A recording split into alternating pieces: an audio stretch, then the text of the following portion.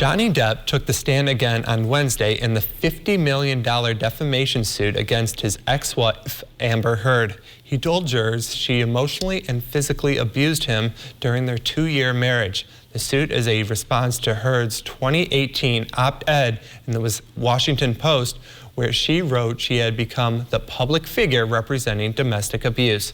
During his testimony, Depp outlined alcohol and drug use during their marriage, as well as constant tension between them.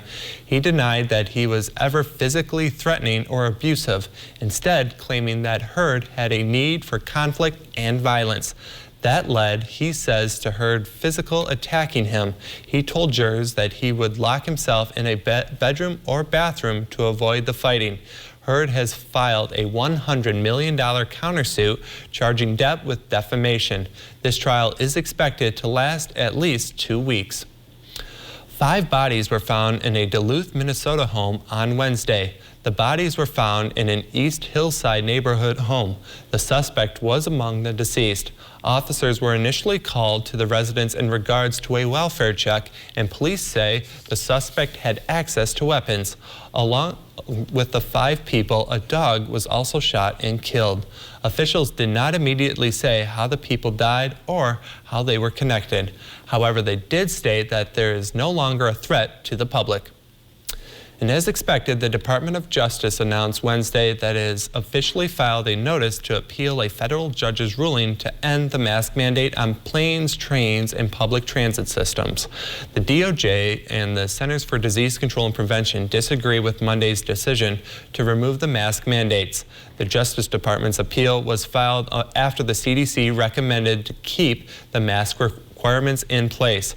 The appeal does not block the judge's decision to lift mask mandate, so passengers will be allowed to travel without a mask while the case is being litigated. The CDC issued the following statement in regards to the appeal. At this time, an order requiring masking in indoor transportation corridor remains necessary for the public health, adding that it has asked the DOJ to proceed with an appeal. The U.S. is hitting Russia with even more new sanctions. This as Russian President Putin declares operations in Mariupol a success. Now the West scrambles to arm Ukrainian forces with weapons to defend themselves. NBC's Bree Jackson has more. As Russia's deadly assault intensifies in the east, Ukrainian forces continue to resist. The Ukrainians have made clear that they are going to fight for every inch of their country. The Biden administration is preparing to send a new round of security assistance to Ukraine, a weapons package tailored to better help Ukrainian forces fend off attacks in the Donbass. Weapons and ammunition are flowing in daily, and we're seeing just how vital our alliances and partnerships are around the world. The administration is also unleashing more sanctions, including major banks, individuals, and the first set of penalties against cryptocurrency mining firms. So this is part of our stepped-up effort to crack down on those attempting to evade our unprecedented sanctions.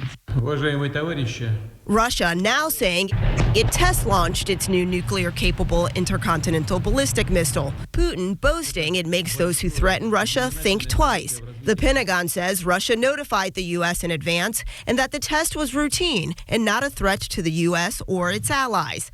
Meanwhile, Ukrainians under attack are standing firm. Citizens don't want to live in Russia. It's understandable, and all the world sees it. We don't want to live in Russia. Even with more weapons heading to Ukraine, President Zelensky says help is still not coming fast enough. In Washington, Bree Jackson for NBC News.